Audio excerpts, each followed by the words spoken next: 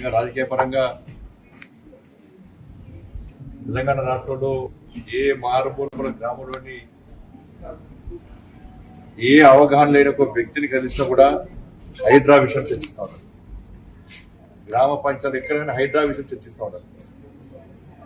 హైడ్రా విషయంలో బాధపడడం పాపం నిజంగా కూడా మరి ప్రభుత్వానికి ఎందుకు బుద్ధిస్తులో ఇప్పటికీ అర్థమవుతలేదు.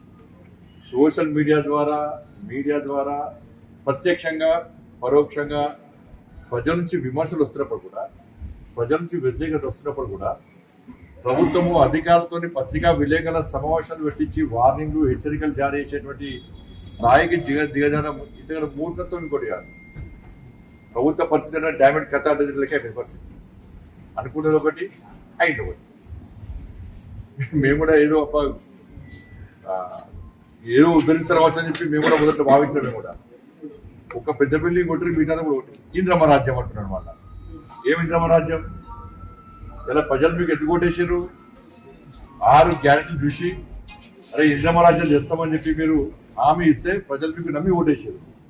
ఇంద్రమ రాజ్యం అంటే ఏంది? పేదలు ఇంటి కూర్చొని ఇంద్రమ రాజ్యమా?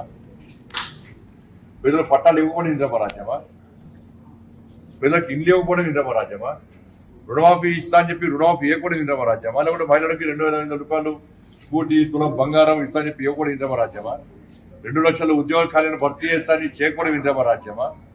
ఉద్యోగస్తులకు డిఏలు ప్రమోషన్ ఇవ్వకపోవడం ఇంద్రమ రాజ్యమా? ఏది ఇంద్రమ రాజ్యం అండి? మొత్తం చుక్క జుబర్తు చేయాలి కాంగ్రెస్ పార్టీ ప్రభుత్వము. చుక్క జుబర్తు పేద ప్రజలకు. మనం చూస్తే ఎంత బాగా అనిపించింది. ఇంటికి కూడా తోరణానికి వాడిపోలే. వారం రోజుల ముందు గృహప్రవేశం చేస్తే వారం రోజుల తర్వాత వచ్చి కూర్చేసారు. కట్టడానికి 10 సంవత్సరాలు పడుతుంది, కూర్చోడానికి గంటలు కూర్చోవచ్చు. అదేదో ఉద్ధరించినట్టు కాదు అది. అరే వాళ్ళకి పట్టాలు ఉన్నాయి, వాళ్ళకి డాక్యుమెంట్స్ ఉన్నాయి, లింక్ డాక్యుమెంట్స్ ఉన్నాయి, గ్రామ పంచాయతీ పర్మిషన్ ఉంది, హౌస్ పర్మిషన్ ఉంది, అన్ని రకాల బ్యాంకు లోన్స్ ఉన్నాయి వాళ్ళకు. అన్ని ఉన్నప్పుడు కూడా ఎవడో అమ్మిండు, మళ్ళీ మధ్యలో ఇంకైనా ఉన్నాడు పాపం. ఇప్పుడున్న పొజిషన్ వల్ల నష్టపోతున్నారు వాళ్ళు.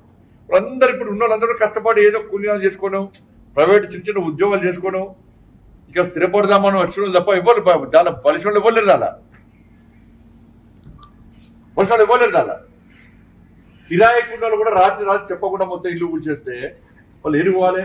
ఇవాళ దానివల్ల ఏమైంది? అలా పూర్తిగా హైదరాబాద్లో తెలంగాణ రాష్ట్రంలో రియల్ ఎస్టేట్ వ్యాపారం మొత్తం దెబ్బతింది.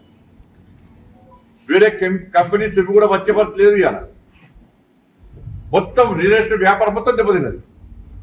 రియల్ ఎస్టేట్ వ్యాపారం దెబ్బతిన్నది. ఆర్థికంగా తెలంగాణ రాష్ట్రం పూర్తిగా అధోగతి పాలైపోయింది ఇవాళ ఈ హైడ్రా వల్ల.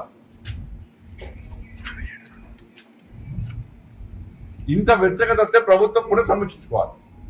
కనీసం దాని గురించి ఆలోచించకుండా ఇంకా ఏమో ఉద్ధరించాలని చెప్పి ఏమో ఉద్ధరిస్తామని చెప్పి ఇంత ప్రజా వ్యతిరేకత ఉన్నప్పుడు కూడా మొండి వైఖరితో ఇంకా ముందుకు సాగుతా ఉండడం ఇది మంచి పద్ధతి కాదు. భారతీయ జనతా పార్టీ దీన్ని పూర్తిగా వ్యతిరేకిస్తుంది.